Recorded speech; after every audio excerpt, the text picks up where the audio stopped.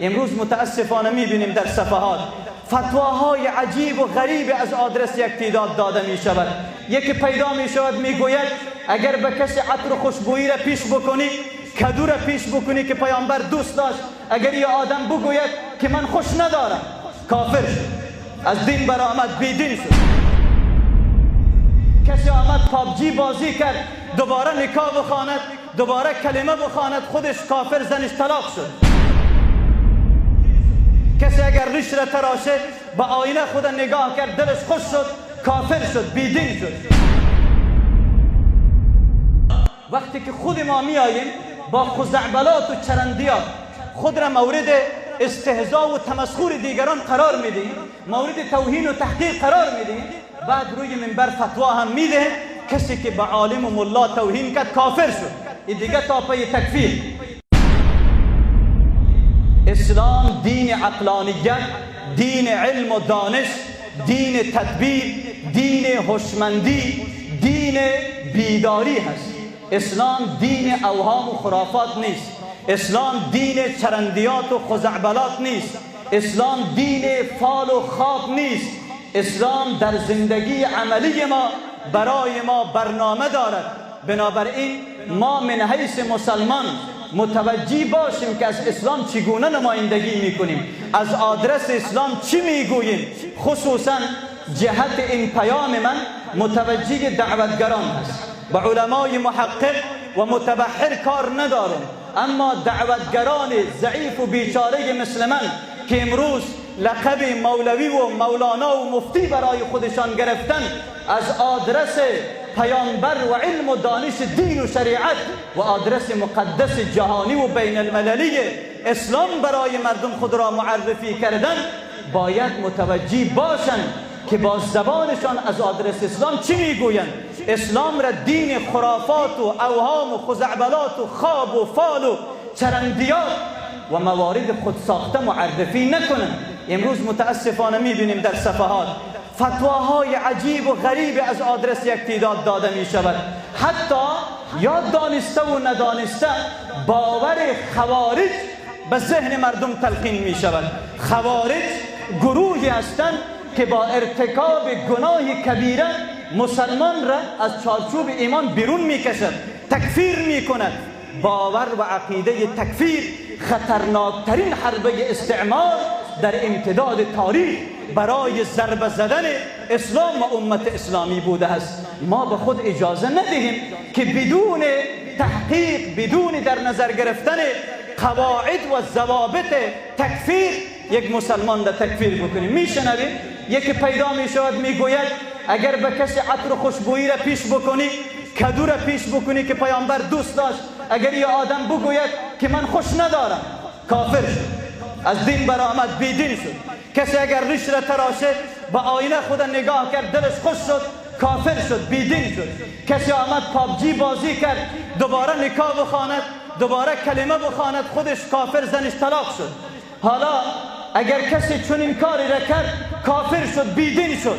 تاپه تکفیر متاسفانه خیلی امروز رنگین شده و ملت مسلمان از دین بیزار ساختن. وقتی که این پیام به گوش نسل نوین و نسل امروز مسلمان، نسل جوانی که ذهن و حافظهش از اصل و حقیقت اسلام خالی است میرسد، اگر او کافر هم نشده باشد دیگر در مسیر کفر و ارتداد میرود. میگوید وقتی که من کافر باشم، نماز من نماز نباشد، تلاوت من تلاوت نباشد، ذکر من یاد خدا نباشد، نام من مسلمان نباشد، دیگر میروم به دنبال بیدینی و الحاد و عیش و نوش دنیا. به این اساس خیلی باید متوجه باشیم که ما کی را تکفیر میکنیم، بر اساس چی قواعد یک کسی از دایره و چارچوب دین و شریعت بیرون میاندازیم، یا موارد عجیبه که ما از مغز متعفن خودمان ساختیم به نام اسلام بیرون بروز میدیم. اگر امروز یک عالم با عملکرد خودش خطا بکند، اشتباه بکند، مسلمان میگردی بر اساس طبیعت انسانی و خو و عادت خودش است، ولی حرفی را که یک عالم میگوید دیگر شنونده ها فکر میکنن دین است.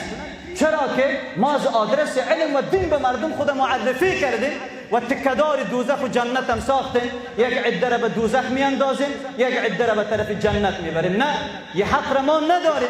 هر چیز حلال، هر چیز حرام، حلال و حرام، حلت و حرمت، این فقط در صلاحیت رب العزت و الجلال است. حتی پیامبر نمیتانست چیز را حرام بکنه، چیز را حلال بگوید تا ربمان او را حلال و حرام نگفته باشد. به این اساس آنچه را که میگوییم با دقت باشد، با تحقیق باشد. جهان امروز جهان رسانه است، عصر ارتباطات هست. کل دنیا را با این بزرگی خودش به یک دهکده کوچک تبدیل نموده است. حرف یک عالم و دعوتگر در این مجلس خلاصه نمی شود، روی منبر خلاصه نمی شود، دنیا می شنود.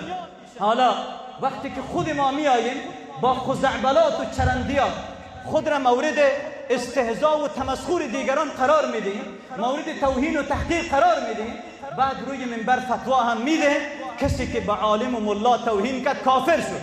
این دیگه تاپه تکفیر. برادر مسلمان، چرا اصل حقیقت را به مردم نمیفهمانیم؟ وقتی که ما میگیم کسی به عالم توهین کرد، همون لحظه منظور از عالم فقط خود ماست. در کل کره روی زمین در ذهن ما تصویر خود ما میچرخد. یعنی هر کاری که ما کردم که اگر توهین کرده استخفاف شد، استخفاف عالم کفر است. از جناب عالی پرسان بکن، کسی به صحابه توهین بکنه کافر میشه نمیشه؟ اینجا میاد تعلیل میکنن. بله، دیدگاه علمای محقق و اکثر علمای اهل سنت این است که حتی با توهین صحابه کسی را تکفیر نمی کنند. حالا ما با این ضعف و ناتوانی و دنیا طلبی و بیعملی و بی اخلاصی ما که خود ما خود را سوژه ساختیم، مورد تمسخر دیگر را قرار دادیم، چرا یک مسلمان را تکفیر بکنیم؟ هیچ مسلمانی به سنت پیامبر توهین نمی کند، هیچ مسلمانی به علم توهین نمی کند، هیچ مسلمانی به دین توهین نمی کند، هیچ مسلمانی جرأت توهین به قرآن ندارد. ولی ما این زمینه را فراهم کردیم. این نسبت ها به سوی ما هست. ما نسبت را برگشتانده به طرف دین متوجه نسازیم. ما که حرفمان را اصلاح کردیم، عمل کردمان را اصلاح کردیم، بعد هیچ کسی بر علیه دین تاخت و تاز نمی کند. امیدواریم که رب العزت و الجلال توفیق عمل و بیداری کامل نصیب همه ما شما عنایت بفرماید.